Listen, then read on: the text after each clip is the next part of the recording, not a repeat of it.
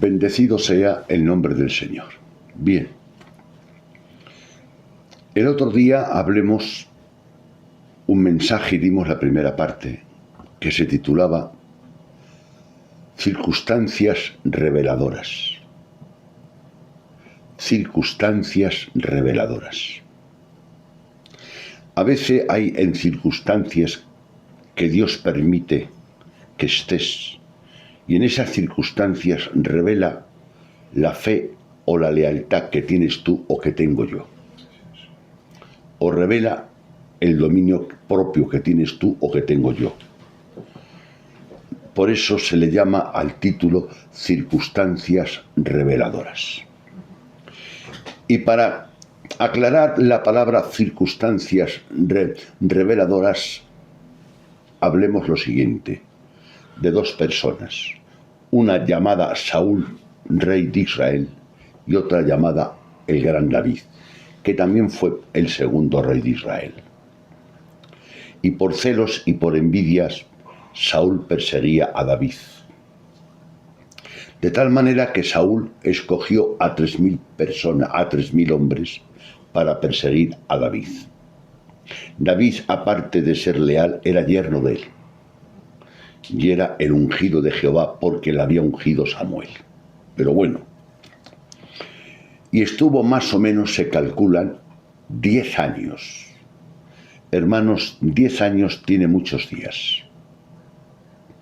Y que estés detrás de mí 10 años buscándome con un ejército de 3.000 personas, con el único deseo de matarme, pues creo que 10 años tienen muchos días y muchas horas. Hablemos que la providencia divina,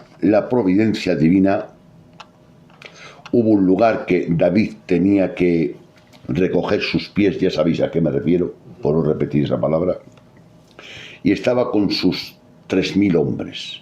Y la providencia divina usó una necesidad fisiológica para que Saúl estuviese separado de sus hombres. Porque es la única, ¿no, Javi?, motivo por el cual un rey, en plan de guerra, que va a buscar a un hombre para matarlo, se queda sin escolta. Cualquier rey o cualquier hombre importante que lleve escolta, cuando va al lavabo, la escolta no entra con él. Y la providencia divina permitió, habiendo, no lo sé, no estoy allí ni las he contado, pero según he oído, pues había muchas cuevas. Vamos a echar un cálculo por decirlo, pues podía haber 20 más o 20 menos, 80 o 90, y grandonas. Y a veces una cueva, Consuelo, se conectaba con otra, por pasos, se conectaba unas con otras. Y entonces, cuando estaba él recogiendo sus pies en esa cueva que entró, estaba David y 600 hombres con él.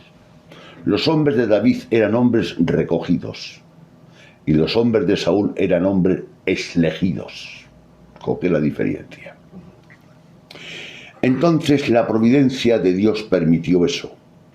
Pero los hombres de David interpretaron la providencia de Dios de esta manera. Dios te lo ha dado en tu mano para que lo mates o lo matemos. Y David contestó: no, Dios me libre de poner la mano contra el ungido de Jehová. A veces la providencia divina tú la interpretas de una manera y yo la interpreto, Javi, de otra manera. Pero creo que, eso no lo dije el otro día, creo que la providencia divina hay que ponerle un colador. Y el colador es la Biblia, es la palabra, ¿sí o no? Porque según los hombres de David, según Dios, era la providencia divina que le había puesto en su mano para matarlo. Esa fue la interpretación que daron los hombres de David. ¿Cuántos? 600. Interpretaron eso 600 personas. Y David, que era el herido, el llagado, el afectado, interpreta otra cosa distinta. Dice que no es de Dios eso. Dios te ayude a ti y Dios me ayude a mí a saber interpretar la providencia divina. Amén. El Señor usa diferentes circunstancias para mostrarnos lo que hay en nuestro corazón o en el otro, como la manera en que respondemos a ciertas circunstancias revela la realidad de lo que somos y lo que deseamos. ¿No es así? Seguimos. El Señor conoce lo que hay en nuestro corazón y el Señor nos coloca en circunstancias específicas, repito, en circunstancias específicas, escogidas por Dios, que nos muestran lo que hay en nuestro corazón, de manera que respondemos o cedemos. Que Dios nos ayude. Seguimos más rápido, Cuando estaba en la cueva, David hizo un detalle, y es que le cortó el manto, un trozo de manto, a Saúl, y le dejó marchar. ¿Para qué? Porque iba a ser la prueba de que si quiere lo mata. Porque si yo me pongo a tu espalda y te corto con mi espada un cacho de manto, pues igual que te corta un cacho de manto, te puedo cortar la cabeza. Entonces tenía que llevar una prueba. Por eso David cortó el trozo de manto. Y ahí hablemos el otro día que no te dejes vencer por el mal, sino vence el mal con el bien. Ahí seguimos. En el Javi, lee tú 1 de Samuel 24:8. También David se levantó después y saliendo de la cueva dio voces detrás de Saúl diciendo: Mi señor el rey. Y cuando Saúl miró hacia atrás, David inclinó su rostro a tierra e hizo reverencia. Verso 14.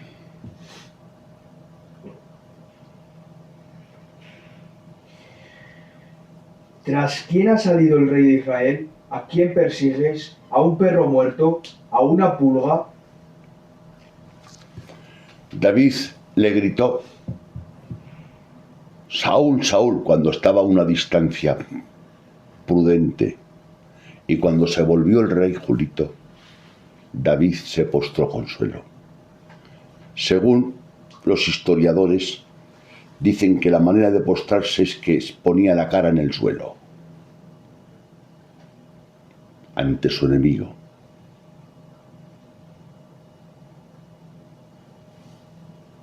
No solamente no le quitó la vida, le respetaba, porque Saúl había sido ungido por Samuel. Bien. Y le dice unas preguntas. David a Saúl: ¿tras quién ha salido el rey de Israel? ¿A quién persigues? ¿A un perro muerto como yo y a una pulga en el desierto? Podía haber dicho un perro, ¿no? Como yo, pero le parecía mucho compararse a un perro. Y se comparó a un perro muerto. Sabiendo David que él era el auténtico ungido de Dios, porque Samuel se lo dijo. Y a ver qué concepto. Aquí podíamos hablar de la humildad de David, que ahí apunta imperfectamente, porque David es imperfecto, apunta a la humildad de Cristo. Que Cristo dijo: aprender de mí, que soy manso y humilde de corazón, ¿sí o no? Esto David apunta, es un paralelismo, apunta, es un prototipo a Cristo. Claro, David imperfecto y Cristo perfecto. La humildad. ¿A quién sale el rey de Israel? Le llama rey, le llama señor. O sea, al contrario, le llama rey, le llama señor. Y él se llama perro muerto y pulga. Qué humildad, ¿verdad, hermanos? Y ya sabéis que Saúl, a oír eso, reconoció su voz, porque estaba a una distancia larga. Y empezó a llorar y a confesar. El enemigo, escuchadme bien, el enemigo confiesa. eres un buen hombre, eres mejor tú que yo. El enemigo, porque una cosa es que el amigo, el que me quiere, el que me aprecia, el que me respeta, que diga que yo soy mejor que él en que no lo sea. Pero un enemigo que te alabe, que eres tú mejor que yo. Hoy has mostrado con este hecho que eres tú mejor que yo, porque yo haciéndote mal, tú me has pagado con bien. Yo haciéndote mal, reconoció él, yo haciéndote mal, tú me pagas con bien. Tú eres mejor que yo. Y comenzó el rey de Israel a llorar en público. Ahí ya estaban todo el ejército, llorando y confesando con voz en alto, tú eres mejor que yo. Eso te manda Dios a ti y a mí, que con nuestra conducta santa y piadosa, el inconverso, la persona mala, tenga que confesar, tú eres un cristiano auténtico. Porque siendo yo malo, tú eres bueno. Y haciéndote yo mal, tú me pagas con bien. ¿De acuerdo, hermano Miguel? Pero pese a eso, David persiste en pecar. Y ahora vamos a ver dónde vamos a entrar hoy ya el mensaje, ¿no? He gastado 10 minutos. Veamos a ver. Mi nieto, vamos a usarlo esta tarde. Primera de Samuel, capítulo 26, versículo del 1 al 3. Lee en alto, Julito, y despacio. Vinieron los cifeos a Saúl en Gaba, diciendo: ¿no está David escondido en el collado de Aquilá, al oriente del desierto? Saúl entonces se levantó y descendió al desierto de Zif, llevando consigo 3000 hombres escogidos de Israel, para buscar a David en el desierto de Zif. Y acampó Saúl en el collado de Aquila, que está al oriente del desierto junto al camino. Y estaba David en el desierto, y extendió de Saúl, que Saúl le seguía en el desierto. Amén. Aquí se pasan unos meses y Saúl persiste y le dicen unos hombres: está Saúl escondido en tal sitio. Y volvió Julito a escoger los 3000 hombres y a ir en busca de David para matarlo. Pero no has llorado, Saúl. No has confesado tu pecado, Saúl. Sí. No has dicho por tu boca que es mejor que tú. Sí. En público y llorando. Sí, un rey de Israel, sí. ¿Qué te pasa ahora, Saúl? Porque no puedo evitarlo. La envidia me corcome. A él la envidia. Y hay gente que le corcome un vicio llamado la droga, que le habla a su familia y lo reconoce. Sus hijos y la mujer, lleváis razón. Y sale llorando: ya no lo hago más. Y lo dice de corazón, Miguel, el lunes, pero el martes lo vuelve a hacer. No pasa como Saúl. Como Saúl no pudo con la envidia, tú no puedes con tu vicio. Sea la droga, sea el alcohol, sea el juego y sea muchas cosas feas. Todos tenemos un pecado dominante en nuestra vida. Repito la palabra. Todos tenemos naturaleza adámica caída, de pecado, ¿de acuerdo? Pero hay un pecado, sobre todo, que te agrada más que otro, y ese es el pecado que te busca la ruina y te domina. Tienes enemigos, muchos, pero entre ellos hay un enemigo llamado Goliat, que es un gigante. Y contra ese a veces no puedes, y cuando él quiere te pega un par de bofetadas y hace lo que el vicio quiere. Y David y Saúl fue donde él.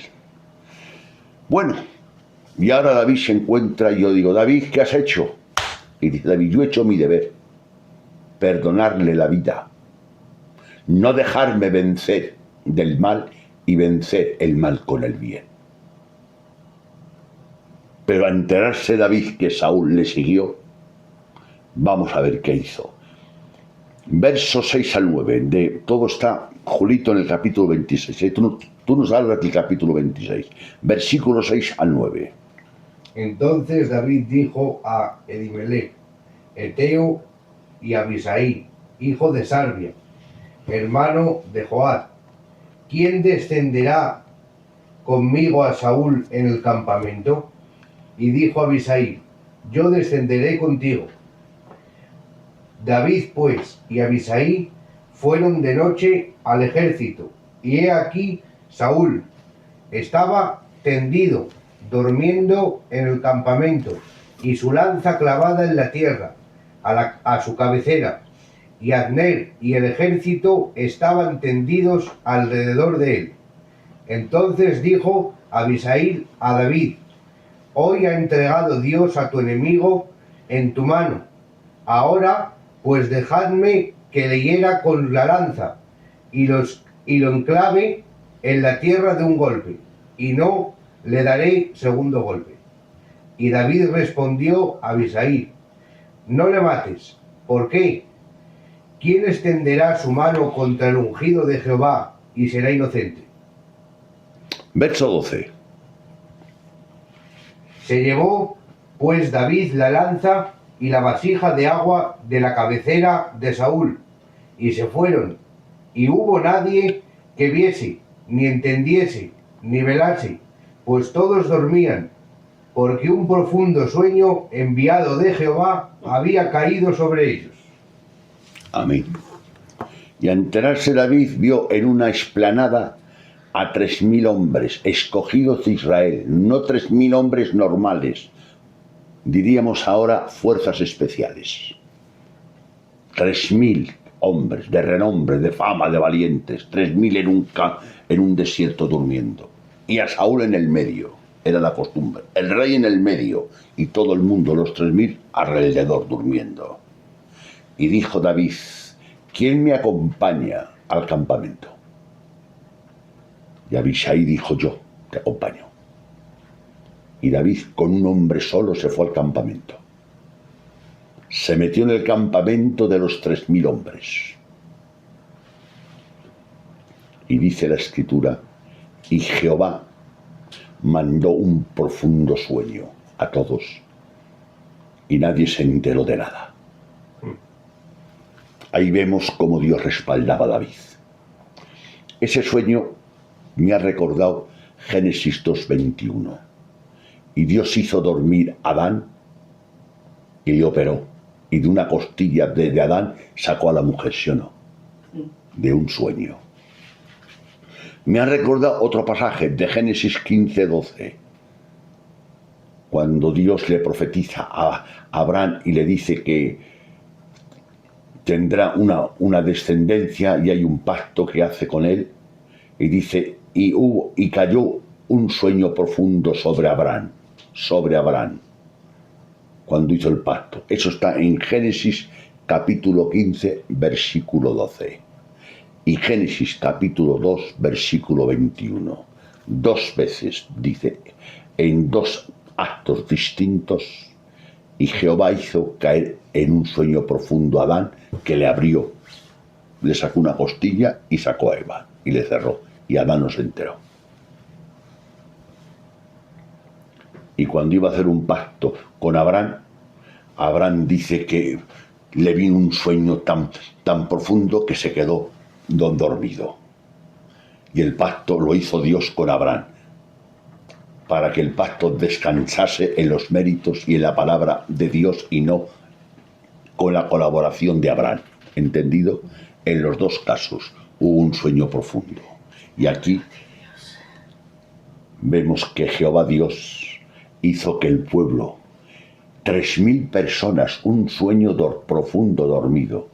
Y le dice a Abisai. Abisai era uno hijo de Sarbia, hermano de Joab, sobrino de David. Le dice, déjame que le clave la lanza, y de un golpe lo mató. No hace falta que le dé 2 golpes, dando a entender, de un golpe solamente lo mató. No le dejo ni chillar, ni gritar. Está durmiendo, indefenso. Y dice David, no, coge la lanza y coge el cántaro de agua. ¿Para qué quieres el cántaro de agua, David? Y la lanza, para que después dar testimonio que yo he estado aquí. Porque ¿quién se va a creer que me he metido en el campamento de los contrarios de 3000 hombres y me he puesto en el medio? No se lo cree nadie. Tengo que llevar 2 testimonios, todo coste delante 2 o 3 testigos. Llevó a uno con él, el 2 y 2 testimonios. La lanza del rey de Israel, que simboliza el reino, y el agua, la supervivencia de la vida, porque en el desierto sin agua no puedes vivir. Se llevó el cántaro de agua, la vida, la supervivencia, y se marchó. Y cuando se marchó, estando a una distancia bastante larga y prudente, quiero ir despacio ahora. David, calcula bien ahora. Si quieres hablar, tienes que ponerte a una distancia que te escuche. Sí. Pero a una distancia que no te puedan echar mano. ¿Entendido? Tienes que... Claro, en el desierto no es como aquí, en la calle. Se anda peor, ¿no? Con dificultad. Y calculó la distancia. ¿Qué distancia calculó? Una distancia que no me puedes echar mano. Pero una distancia, estoy lo suficiente cerca para que me escuches.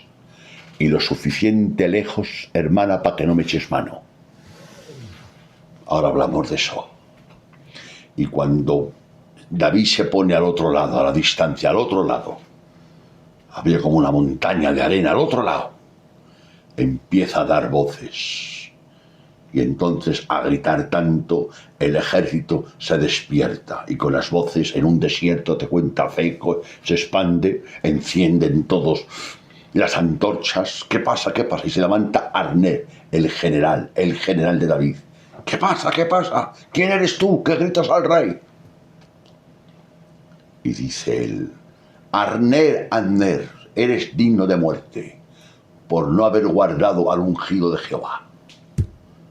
Sepas una cosa, he estado yo allí hace un rato. He estado yo allí y tú estabas durmiendo. Y tu ejército, que estáis guardando al ungido de Jehová.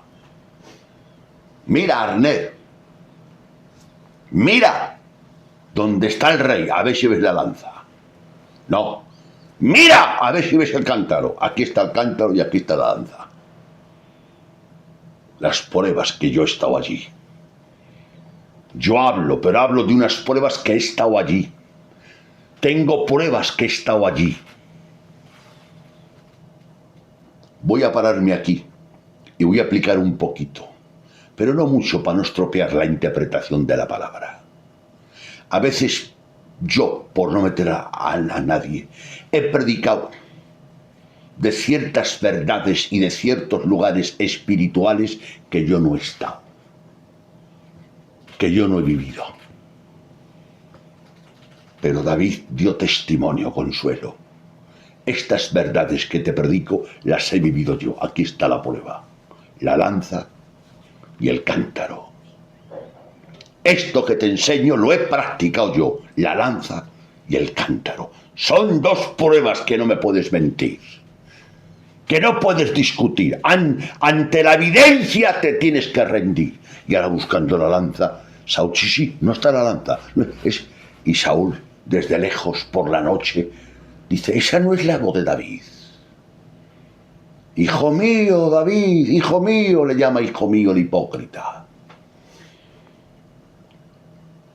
Otra vez Jehová Dios te ha puesto mi vida en tu mano y no me has matado. Otra vez, hijo mío, qué bueno eres, hijo mío. Tú eres el verdadero, hijo mío, y empieza a ensalzarlo delante del ejército. Vente, hijo mío, pero David ya no se fía. Aquí está la lanza y aquí está el cántaro, que yo he estado ahí. Pero hay voy a meternos todos. Habemos predicadores que damos a entender que vivimos en un lugar y preguntamos dónde están las pruebas que vives en ese lugar y no tienes la lánzara ni el cántaro. Puede ser verdad o puede ser mentira, ¿sí o no? Dios nos ayude a calcular. Vete a testificar a gente, Miguel, pero ponte a una distancia que te escuchen, pero que no te echen mano. Porque ha habido gente noblemente que tenía un vicio, el alcohol, por no decir otra cosa. Y en el primer amor intentó llamar a sus amigos, a sus colegas, a los que bebían con ellos, para traerles con buena intención al culto, a escuchar la palabra. Y el hombre, como era tierno y era reciente, lo han hecho mano. Y en vez de traerles, ha caído. ¿Sí o no? Entonces, Javi, ponte a una distancia que te escuche, pero que no te eche el mano. Y David calculó: estoy tan cerca de ti que me oyes. ¿A qué me oyes? Sí que te oigo. ¿Qué eres, David? Me oyes, pero no me puedes echar mano. Y en este mundo de vicios, de maldades, de injusticias en la vida que hay, ¿qué os parece si nos cuidamos como David, hermanos? Vivir a una distancia que nos escuchen. Que estemos lo suficiente cerca para que nos escuchen. ¿Por qué? Porque Jesús dijo: vosotros sois la sal de la tierra. No nos podemos alejar. Vosotros sois la luz del mundo. No podemos irnos. Vivamos a una distancia cerca de ellos. Que nos escuchen. Vivo tan cerca de ti que me puedes escuchar. Sí. Pero a la vez he calculado. Y vivo tan lejos de ti que no me puedes echar mano. Dios te ayude a saber medir. Es importante saber medir, ¿eh? Es importante porque el diablo está como león rugiente, dando vuelta, esperando a quien puede devorar. Y David, hermanos, insiste en su inocencia. ¿No ves? ¿No ves? Hay muchos textos, pero no los leo. ¿No ves que no he querido matarte? ¿No ves que piensas que quiero matarte para yo ser rey de Israel? No. Y le dice una palabra: Jehová juzgue mi causa y mi vida sea estimada delante de Jehová como yo he estimado tu vida delante de mis ojos. Mi mano no se pondrá contra ti. Y ahora le dice algo. En la primera dice: ¿por qué persigues a un perro muerto como yo y a una pulga en el desierto? Aquí no. Aquí le dice: ¿por qué me persigues como a una perdiz, como ave? Dios mío. Mateo no. 1 de Samuel 26, 18. Lee el 18. Y dijo: ¿por qué persigue así mi señor a su siervo? ¿Qué he hecho? ¿Qué mal hay en mi mano? Insiste en su inocencia. Y más atrás, es igual, ya no leemos, dice: se compara a sí mismo a una perdiz. Ahora se compara a una perdiz. Se compara a sí mismo a una perdiz que es un ave completamente inofensiva, ya que cuando va a cazar vuela a la medida posible, pero no ofrece resistencia, que no. A una perdiz vas a cazarla y vuela la pobre lo más alto posible, lo más rápido posible, pero nunca te ofrece resistencia. Dice: como ave, como una perdiz. Me persigues como que fuese una perdiz. Esa fue una palabra poética muy bonita, hermanos. Que Dios nos ayude a todos, hermanos. ¿Entendéis ahora el título del tema? Circunstancias reveladoras. En estas circunstancias se revela la calidad de Saúl y la calidad de David. Por eso entendemos por qué Dios desechó a Saúl ¿Y por qué Dios respaldó a David? Era imperfecto, sí. Y pecó alguna vez David, también es verdad. Y falló, también es verdad. Pero tardaba más en fallar, en fallar cuando fallaba rápidamente. Se le amonestaba y lo reconocía, se arrepentía e intentaba confesarlo y apartarse del mal. Dios nos ayude a todos. Y con esto voy a cerrar, hermanos. Llevo media horita, me parece, no llevo más. Para que no ser pesado a nadie. Esta historia de David y Saúl. Señor, un hombre, ahí te enseña cómo te debes comportar, Miguel, con aquel que te quiere mal. Porque comportarte bien con aquel que te quiere bien no es ningún mérito. No es así, ¿no, David? Pero, a ver, esta enseñanza, Consuelo, es para que aprendamos a comportarnos con aquellos que nos han hecho mucho daño. Porque si hubo una persona que le hizo daño a David, fue Saúl. 10 años le amargó la vida. ¿Sabéis lo que es con 3000 hombres por el desierto detrás de un hombre durante 10 años? Le amargó la vida, le amargó la existencia. Y él seguía siendo noble, recto, íntegro. Hermano, hermana, no te dejes vencer por el mal. Vence el mal con el bien. Amén. Y deja las manos, y déjalo todo en las manos de Dios. Y en este detalle termino como Saúl intentó, hermanos, dejar la envidia y no pudo. ¿Sabéis por qué no pudo? Porque no se arrepintió. Cristo te ha dicho, al que a mí viene yo no le echo fuera. Si tienes tú algún vicio que me escuchas en YouTube, la ira, el orgullo, el celo, el jugar, porque ahora hay de moda un pecado que está en todos auge, el jugar. Hay gente que juega lo que no tiene, se mete en lías con prestamistas y está buscando la ruina a su familia. Y lloran y lo reconocen, pero no pueden evitarlo. Hay matrimonios rotos por eso, por ese vicio y por otros vicios más feos que no entro en detalles. Pero que dices que no puedes, claro que no puedes, te creo que no puedes. Pero según te creo yo a ti que no puedes, créeme a mí. Hay un Dios que sí que puede. Hay una promesa que dice Jesús, venid a mí los que estáis trabajados y cargados, que yo os haré descansar. Y al que a mí viene, yo no le echo fuera. Hay una promesa. ¡Qué promesa más bonita! Al que a mí viene, y Dios no miente, ni quita ni pone. Ha dicho Dios, al que a mí viene.